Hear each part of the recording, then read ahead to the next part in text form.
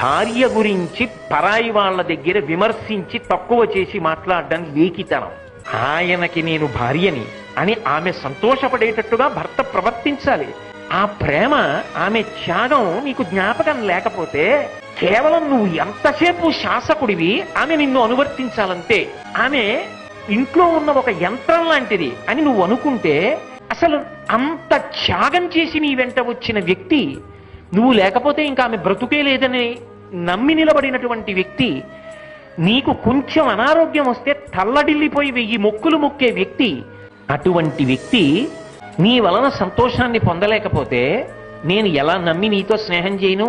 ఆమెనే చూడని వాడివి నన్ను చూస్తావా నువ్వు స్నేహితుడిగా? నిన్ను నమ్మి నేను నీతో స్నేహం చేయనా? అందుకే దిద్దుకోగలిగితే దిద్దుకో, కాకపోతే సర్దుకో. మూడో మార్గం లేదు.